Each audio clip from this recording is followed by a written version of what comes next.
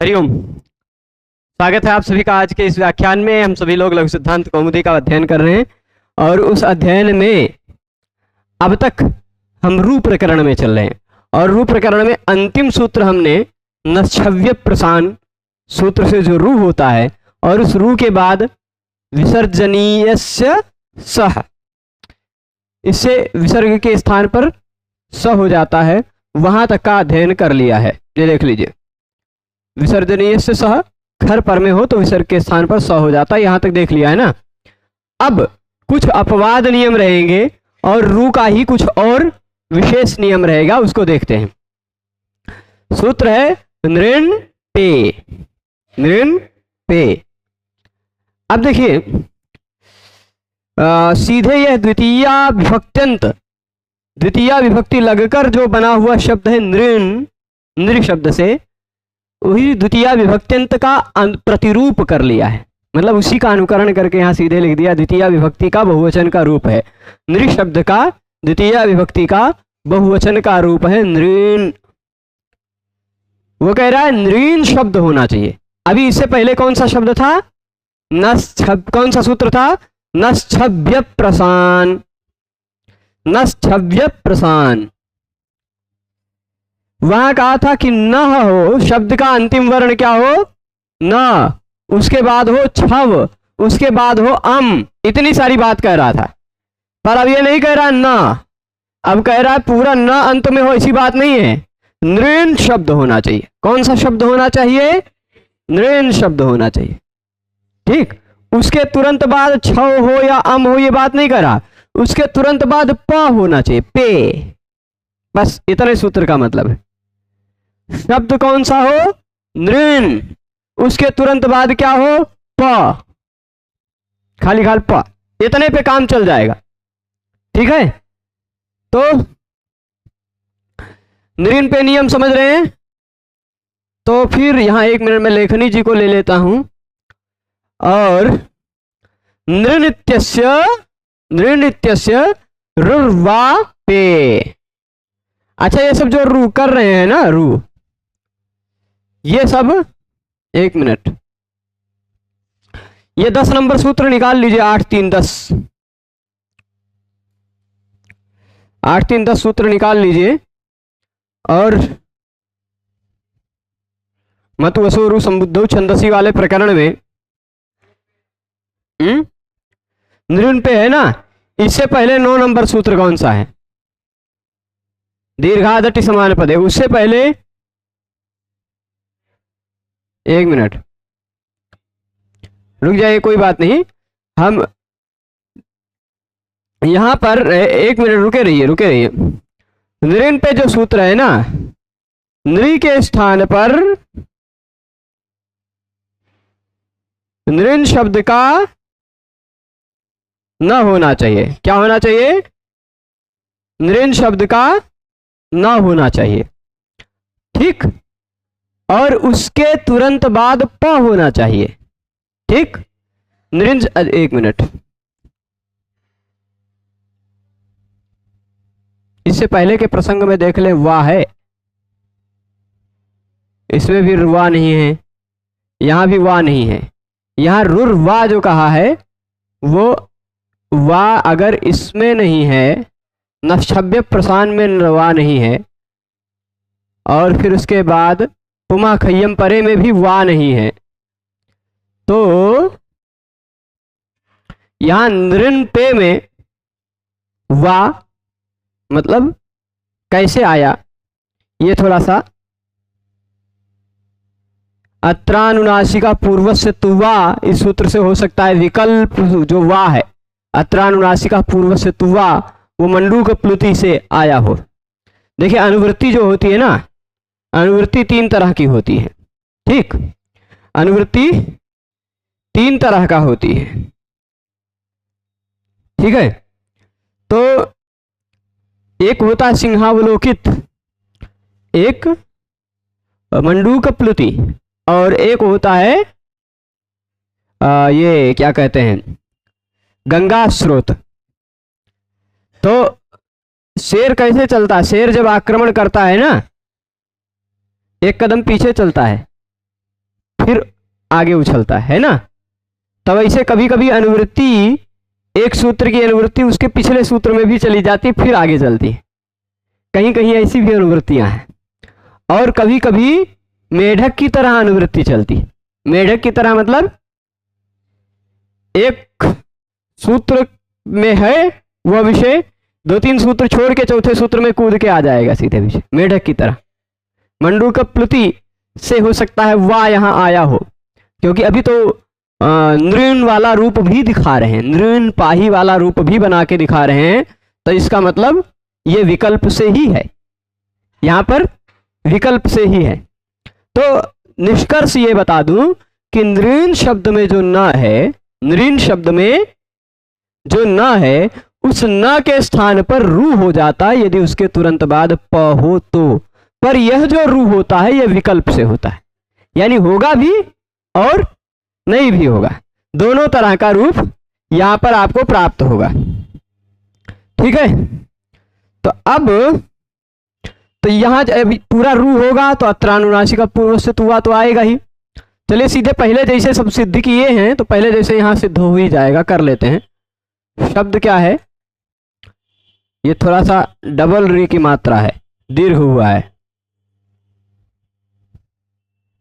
वो लिया है प्रथम पूर्व सवर्णा से दीर्घ हुआ है। ठीक, और तस्मात् छसो नपुंसी से न हो गया है। तो नृण है, उसके बाद है पाही। नृण मतलब लोगों की, नरों की, पाही, पाही मतलब रक्षा करो। ठीक, नृण पाही मतलब नरों की रक्षा करो, ऐसा है, लोगों की रक्षा करो। तो अब यहां देखिए नृण पे सूत्र लगना चाहिए कि नहीं, नृण शब्द होना चाहिए पहले, है कि नहीं, उसके तुरंत बाद प होना चाहिए, ये रहा है। तो नृण पे नियम लगकर नृण के स्थान पर रू होने लगा, तभी अलोन्त्यस्य के आधार पर नृण के अंतिम वर्ण न के स्थान पर रू हो गया। ठीक है, कर दें, ये नृण का न हट गया, उसके स्थान पर नृण पे सूत्र से आ गया रू। कोई आपत्ति नहीं ना यहां तक, पहले जैसा ही पूरी प्रक्रिया, पहले जैसे ही। ठीक है, जो अत्रानुनासिका, अब अत्रानुनासिका पूर्व से तुआ लगेगा कि नहीं लगेगा, यह रू में से र बचता है हमेशा। ठीक, ये आप करते ही आए हैं, रू में से क्या बचेगा, र। और अत्रानुनासिका पूर्व से तुआ से यहां पर अनुनासिक हो जाएगा कि नहीं हो जाएगा, पूर्व स्वर वर्ण को अनुनासिक हो जाएगा, पर विकल्प से होगा। जब अनुनासिक नहीं होगा तो अनुनासिकात् परो अनुस्वारः, इससे अनुस्वार हो जाएगा, ऐसा वाला भी आएगा। ठीक, और रू का र है,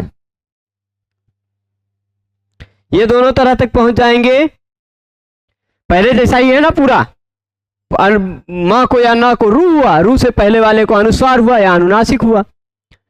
और फिर उसके बाद ये जो रू हुआ है, ये जो रू हुआ है ये विकल्प से हुआ है, तो यानी जब रू नहीं होगा तब तो ऐसा वाला आप बना ही लेंगे, कोई दिक्कत नहीं है।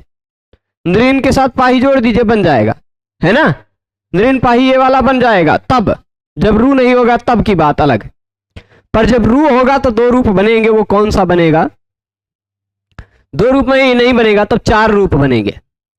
4 रूप बनेंगे, वो कैसे बनेंगे वो आपको बताते हैं। अब ये रा तक तो पहुंच गए, यहां तुरंत बाद में प है, खर है कि नहीं, प है, वह खर है कि नहीं, खर है, तो खरवसानयोर विसर्जनीय, खरवसानयोर विसर्जनीय, इस सूत्र से विसर्ग हो गया, हो गया।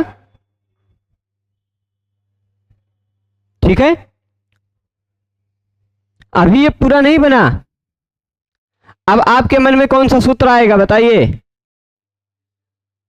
विसर्जनीय से सह याद आ रहा है, याद आ रहा है, विसर्ग के स्थान पे स कर देना चाहिए, ऐसा आपके मन में याद आ रहा है, पर वो लगेगा नहीं, पर वो लगेगा नहीं। हालांकि यद्यपि इस विसर्ग के बाद खर है, तो विसर्ग के बाद खर प्रत्याहार का वर्ण होने पर सामान्य नियम के आधार पर विसर्जनीय से सह इस सूत्र से विसर्ग के स्थान पर स आ जाना चाहिए। परंतु जरा विसर्जनीय से सह सूत्र निकालिए,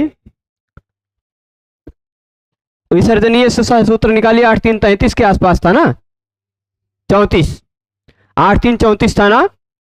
उसके तुरंत बाद क्या था? शर परे, है ना। विसर्जनीय से सह के तुरंत बाद शर परे विसर्जनीय है ना। और उसके तुरंत बाद क्या है? वाशरी। और उसके बाद कुपोह कपौच है। यही 4 सूत्र हैं सीरियल से। ये तो मैं विषय के आधार पर अनुमान से बोल रहा हूं, याद नहीं मुझे। 4 अध्याय तक याद था, 8वें अध्याय में नहीं याद है, पर विषय जो बता रहा है उसके आधार पर मैं अनुमान से ये बोल रहा हूं। अब आप देखिए यहां पर होता क्या है। मैं उन 4 सूत्रों को लिख देता हूं। आपने जो 4 सूत्र पढ़ा है, कौन सा 4 सूत्र पढ़ा है?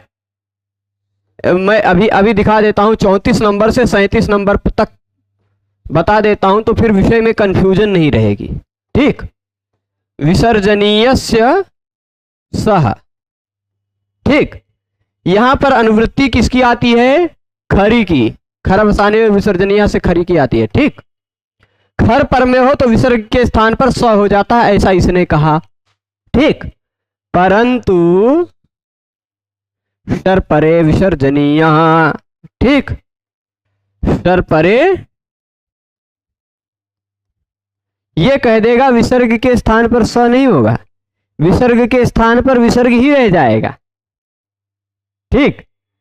शर परे विसर्जनीय ने क्या कहा कि विसर्ग के स्थान पर विसर्ग ही रह जाएगा। ठीक।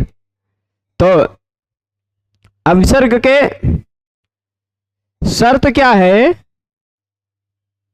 शर परे खरी। शर परे खरी, यहां खरी की अनुवृत्ति आएगी। यानी क्या हो? यह सूत्र का तात्पर्य मैं यहां बता देता हूं। विसर्ग हो प्लस खर हो प्लस शर हो तो विसर्ग के स्थान पर विसर्ग रह जाता है। ठीक। ये शर परे विसर्जनीय ने कहा। शर परख खर हो। ठीक। तो ये अभी प्रसंग में आपके नहीं है, जहां आएगा वहां बताया जाएगा। ठीक। जैसे इसका एक उदाहरण वैसे बता ही देते हैं। शर परे विसर्जनीय यहां का, तो विसर्ग का विसर्ग नहीं होकर विसर्ग के स्थान पर स ही रह जाएगा। ठीक। नहीं, विसर्ग के स्थान पर विसर्ग ही रह जाएगा। ठीक। जैसे उदाहरण देते हैं, शशः क्षुरम। एक उदाहरण यह है, शशः क्षुरम। यहां क्षुरम में का के बाद श है। देखिए विसर्ग के बाद खर का, उसके तुरंत बाद शर, तो विसर्ग के स्थान पर विसर्ग रह गया, सा नहीं हो पाया। ठीक। तो शर परे विसर्जनीय को भी आप समझ गए होंगे। फिर उसके बाद आगे सूत्र है वा शरी। यहां अब आप बताइए विसर्जनीय से सह की अनुवृत्ति आएगी क्या? नहीं आएगी। यहां विसर्जनीय की ही अनुवृत्ति आएगी। वा शरी विसर्जनीय। विसर्ग के स्थान पर विकल्प से विसर्ग हो जाएगा। विसर्ग के स्थान पर विकल्प से विसर्ग हो जाएगा यदि विसर्ग के बाद श हो। हरि सेव्यः, हरिः सेव्यः दोनों बनेगा। विकल्प से विसर्ग के स्थान पर विसर्ग ही होगा, और जब विसर्ग के स्थान पर विसर्ग नहीं होगा तो विसर्जनीय से श तब लग जाएगा। ठीक। आगे अगला सूत्र है कुपोह। ऐसा चिन्ह लगा होगा, है ना। कुपोह, कुपोह कपौ च। अब देखिए कवर्ग या पवर्ग का वर्ण हो, कवर्ग और पवर्ग का खर हो, यानी कख पफ हो। क्या हो? कख और पफ हो तुरंत बाद में, तो विसर्ग के स्थान पर ये रहा जिह्वामूलीय, ये रहा उपधमानीय। विसर्ग के स्थान पर जिह्वामूलीय और उपधमानीय भी हो जाते हैं। ठीक।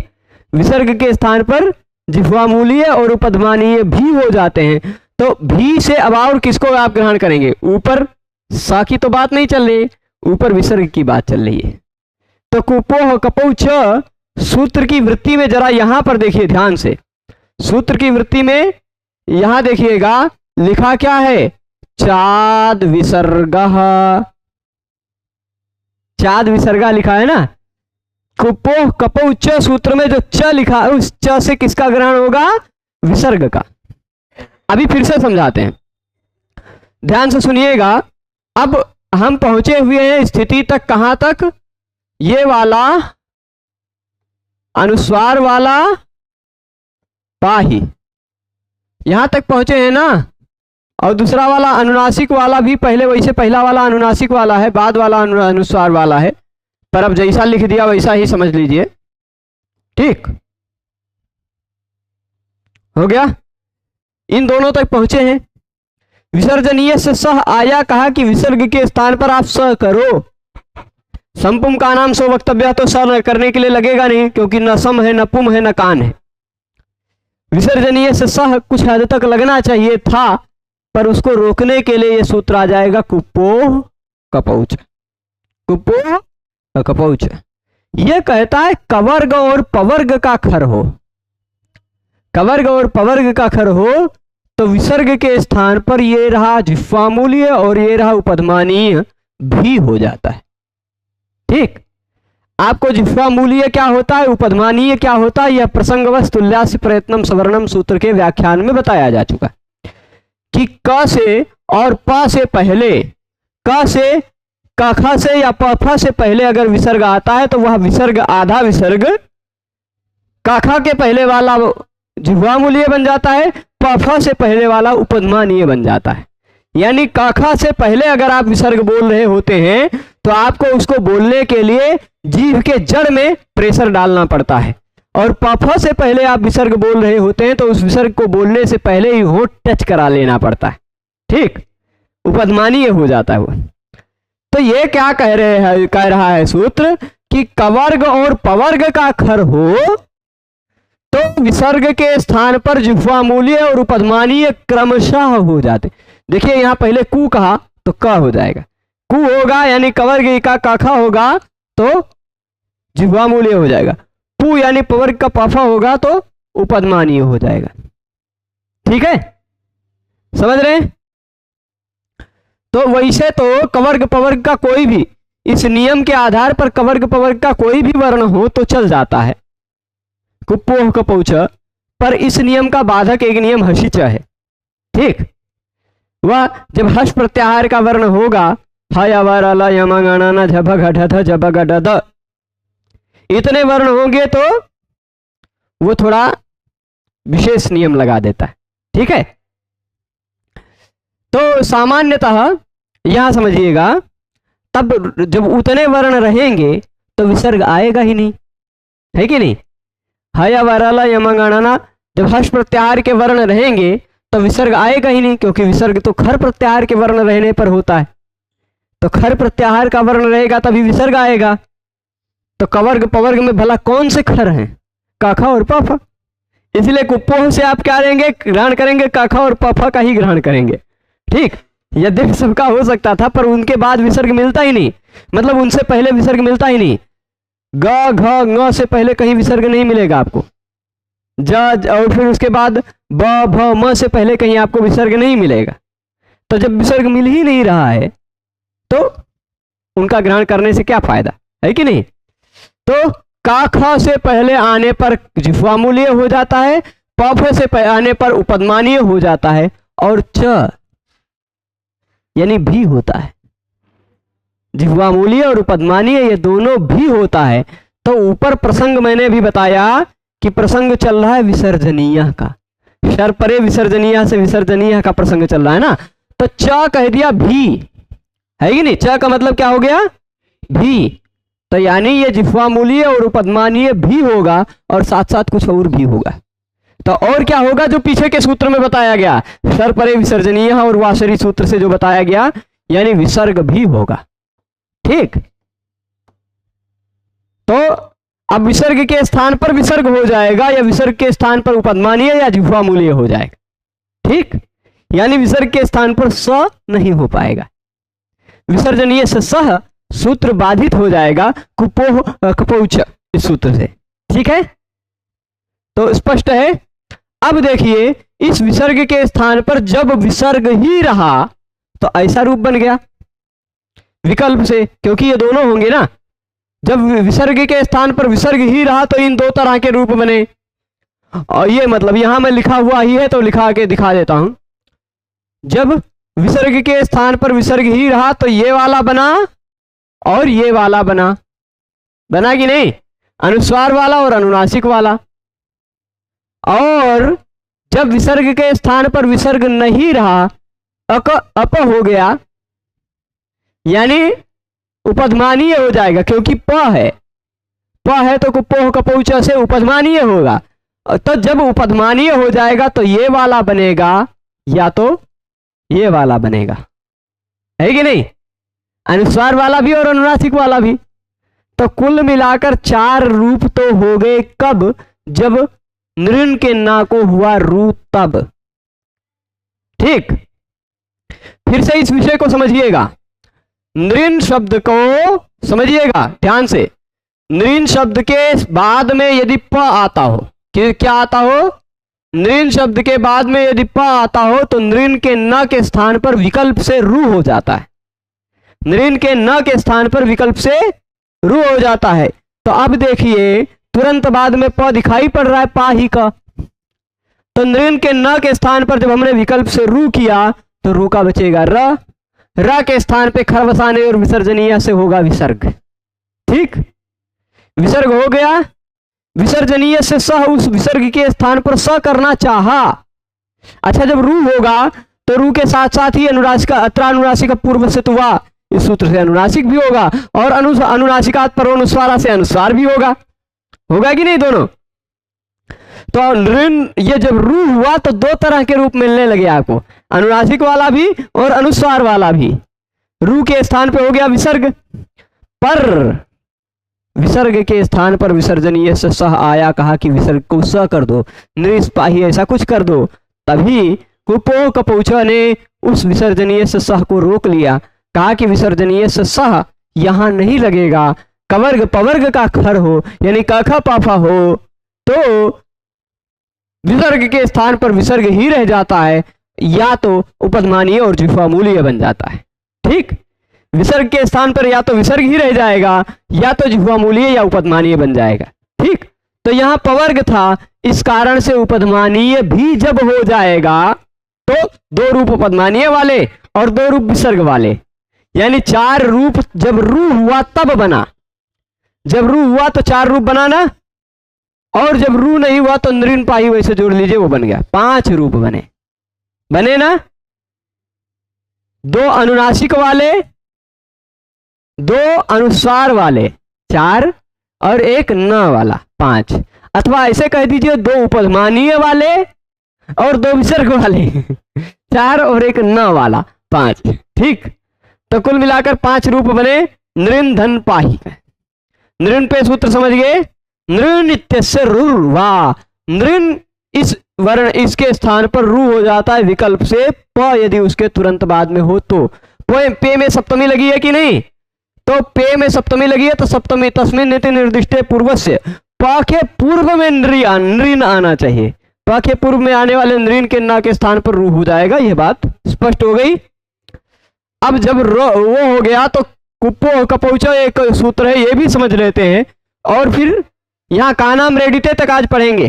ठीक, बचेंगे खाली 2 सूत्र, छेच पदांताद्वा, छेच पदांताद्वा।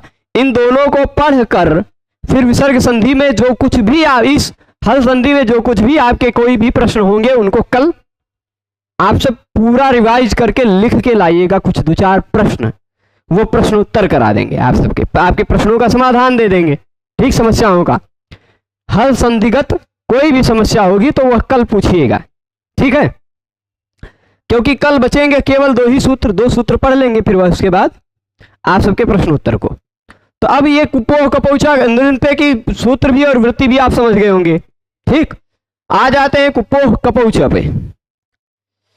अच्छा, नृन पाही ना हो तब पाही का कोई दूसरा पा से शुरू होने वाला प से शुरू होने वाला कोई दूसरा वो वर्ण होता, नृन पाठय, पा ही ना होता, पाठय, लोगों को पढ़ाओ, ऐसा होता तो भी यही तरह का 5 रूप बनता। ठीक, ये आप ध्यान रखें। पर पहले शब्द नृन ही होना चाहिए, है ना, नरान होगा तो नहीं चलेगा। ठीक है, स्पष्ट है। तो अब कुप्पोह कपौचा बता रहे हैं। इसकी वृत्ति में देखें, कुप्पोह मतलब कवर्गे पवर्गे च, कवर्ग या पवर्ग यदि पर में हो तो विसर्ग के स्थान पर क अक मतलब जिह्वामूल्य, ये प मतलब उपदमानीय हो जाता है। ठीक, देखिए अब कवर्ग और पवर्ग विसर्ग से पहले कहां मिलेंगे? विसर्ग तो तभी होगा ना जब उसके तुरंत बाद खर हो, है ना। विसर्ग तो तभी होगा जब उसके तुरंत बाद खर हो। खर मतलब ख फ छ ठ थ च ट त क प। तो कवर्ग और पवर्ग का केवल यही 2 वर्ण मिल, यही 4 वर्ण मिल सकता है विसर्ग से पहले, या तो क ख मिलेगा या तो प फ मिलेगा। इन 4 के सिवाय तो कुछ मिलेगा नहीं विसर्ग के सामने, है कि नहीं? विसर्ग से पहले नहीं, विसर्ग के पर में, विसर्ग के पर में इन 4 के सिवाय तो कुछ मिलेगा नहीं।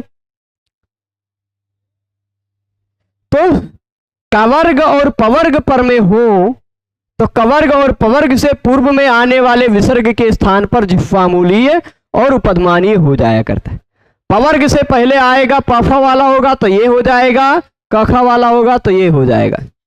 ठीक, समझ रहे? कुछ पूछना है? विकल्प से च कहा है ना, सूत्र में क्या कहा है? काहे कूद रहे हो प्रभु? बहुत फिसल रहा है आजकल हमारे हाथ से, हैं? तो ये प फ, ये देखिए यहां च कहा है। च का मतलब होता है भी। कहीं भी किसी भी सूत्र में अगर च कहा गया हो, किसी विधान को च कहा गया हो, तो मतलब ये विधान भी होगा। अगर ऐसा कहा गया मतलब द्वितीय विधान कर रहा है वो सूत्र। ठीक, तो ये सूत्र वो भी विधान कर रहा है, जिह्वामूलीय और उपदमानीय भी, और इस सूत्र से पहले सूत्र से जो विधान हो रहा था वो भी विधान करेगा। तो इस सूत्र के पहले सूत्र में मैंने अभी बताया शर परे विसर्जनीय और वासरीय, ये 2 सूत्र थे जो विसर्ग कर रहे थे। तो विसर्ग के स्थान पर चाद विसर्ग। ठीक, तो यहां आप देख लीजिए शब्दशः इसके अर्थ को समझने का प्रयास कीजिएगा कि कवर्ग या पवर्ग से पहले आने वाला, सप्तमी लगा है, कवर्ग या पवर्ग से पहले आने पर विसर्ग के स्थान पर जिह्वामूलीय और उपदमानीय हो जाता है। ठीक, ये सूत्र की वृत्ति से शब्दशः अर्थ समझे। पर सूत्र में तो यहां कपौ तक ही नहीं है, च भी कहा गया है ना, तो चात विसर्ग। च कहने से पता चलता है कि विसर्ग भी होता है। ठीक, चात विसर्ग, च कह देने से यह पता चला कि विसर्ग भी होगा, केवल जिह्वामूलीय उपदमानीय ही नहीं। अगर जिह्वामूलीय और उपदमानीय ही करना होता तो सूत्र में च नहीं कहे होते, कुप्पो कपौ कह देते, बस काम चल जाता, है ना। च कहा है मतलब च से पता चलता है कि ये दोनों भी होते हैं और भी कुछ होता है, जिसका प्रसंग चल रहा था वो भी होता है। तो प्रसंग किसका चल रहा था? विसर्ग का प्रसंग चल रहा था, तो विसर्ग के स्थान पर विसर्ग भी होता है। तो चाद विसर्ग, विसर्ग भी हो गया। अब देख लीजिए ये उपदमानीय वाला रूप मिल गया, निर्पाही। विसर्ग के स्थान पर जब उपदमानीय हुआ तो, और जब विसर्ग हुआ तो ऐसा वाला मिल गया अनुनासिक वाले पक्ष में। और जब अनुनासिक नहीं हुआ, अनुस्वार हो गया, अनुनासिकात पर अनुस्वार हंसे, तो ये जब कुप्पोह कपौचा से वो हुआ उपदमानीय तो ऐसा रूप मिला। जब कुप्पोह कपौचा से उपदमानीय नहीं हुआ, विसर्ग हो गया, तो ऐसा रूप मिला। ठीक, और जब रूही नहीं हुआ तो निर्पाही जोड़ दीजिए। ये 5 रूप तक पहुंच गए सभी लोग। ठीक, तो अब आ जाते हैं तस्य परमाम रेडितम। बहुत सरल सूत्र हैं ये, सभी के सभी सूत्र बहुत सरल हैं। इसमें आपको कुछ याद नहीं रखना है, खाली समझना है। ठीक, ये देखिएगा तस्य परमाम रेडितम। अच्छा जरा एक 8-1-1 सूत्र निकालिए। ये 8-1-2 है ना, इससे पहले सूत्र निकालिए।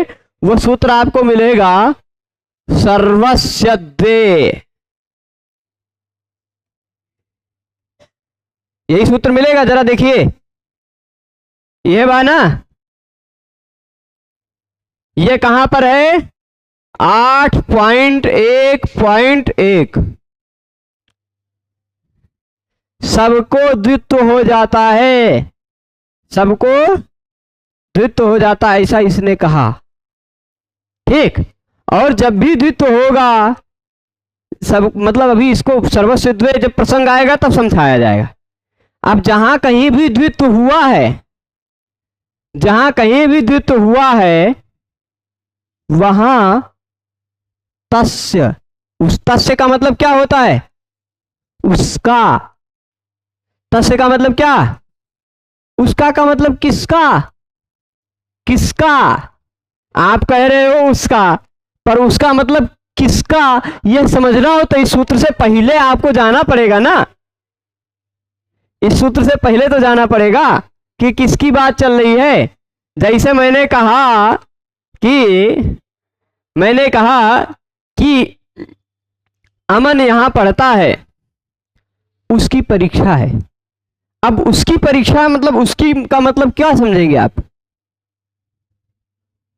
तो इससे पहले जिसकी बात चल रही थी उसकी, है ना।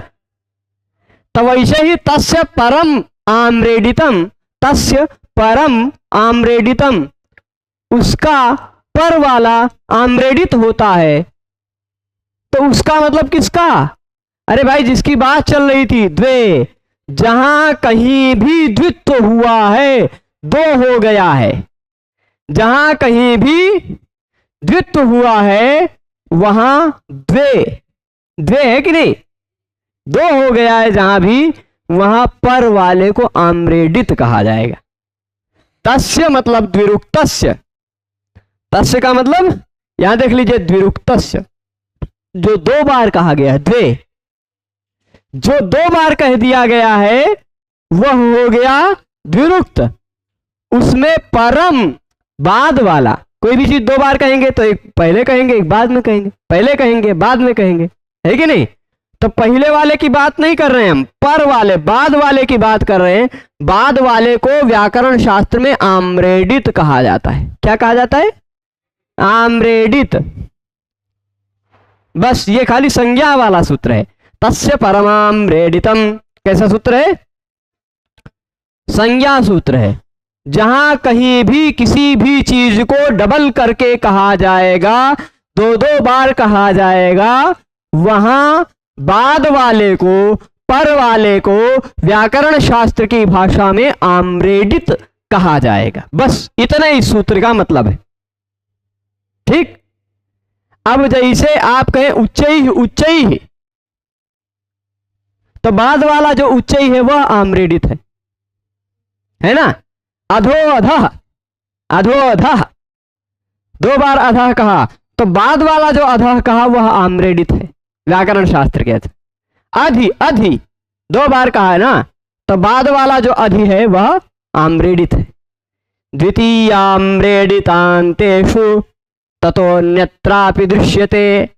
आम्रेडित अंत होने पर, ऊपरी इत्यादि तीन आम्रेडितांत होने पर द्वितीया विभक्ति होती है। वह कारक प्रकरण में हम पढ़ेंगे। ठीक, वो अभी नहीं।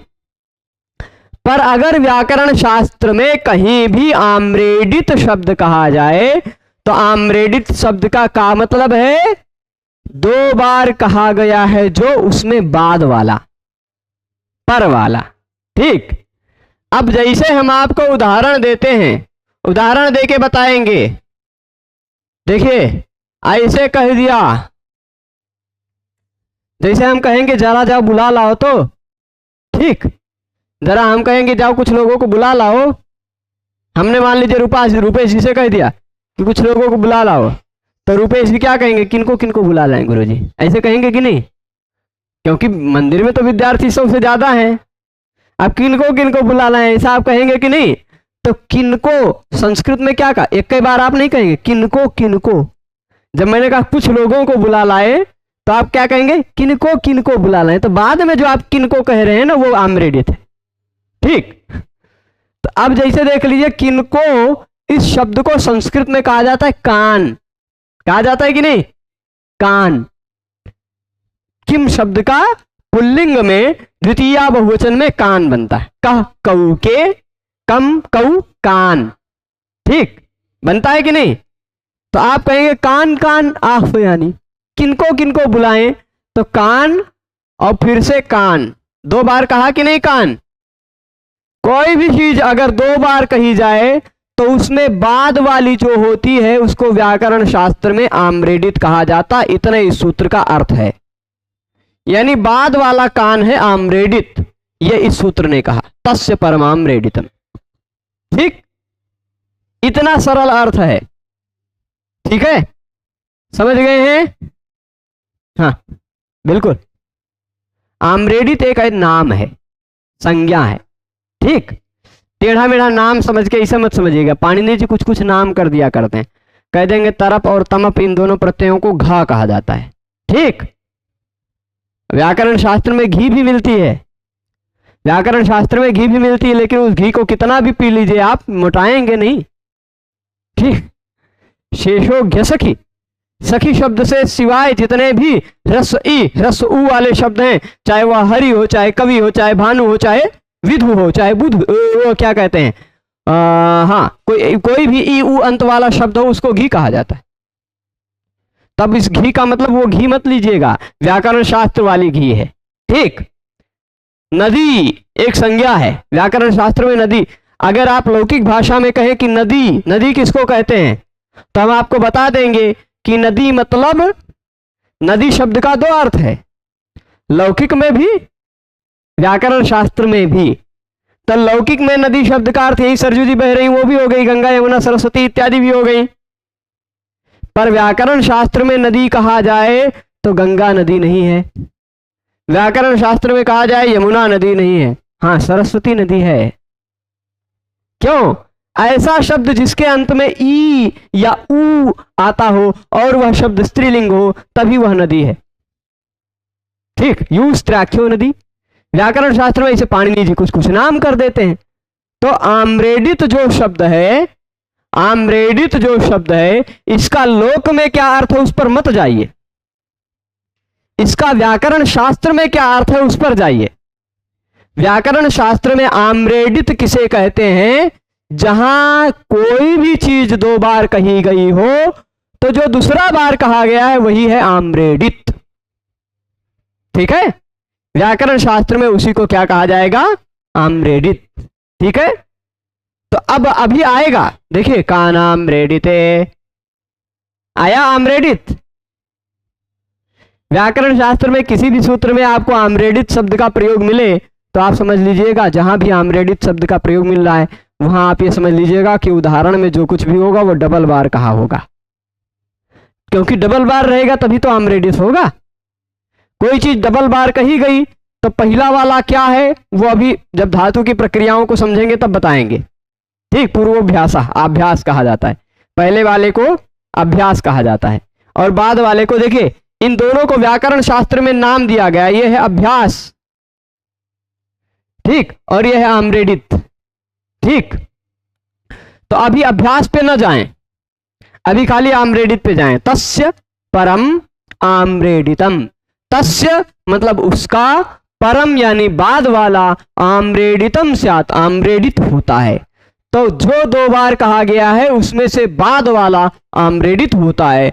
2 बार हमने कान कहा तो बाद वाला जो कान है वह आम्रेडित हो गया, किस सूत्र से, तस्य परमाम्रेडितम, ठीक है। अब आइए विधि सूत्र, ये तो खाली संज्ञा सूत्र था।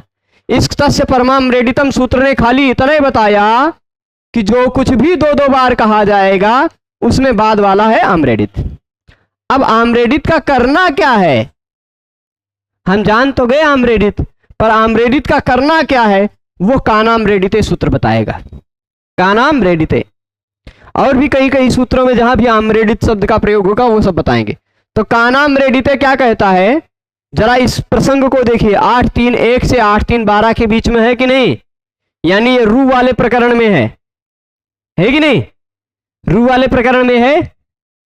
तो ये आम्रेडिते कान रू,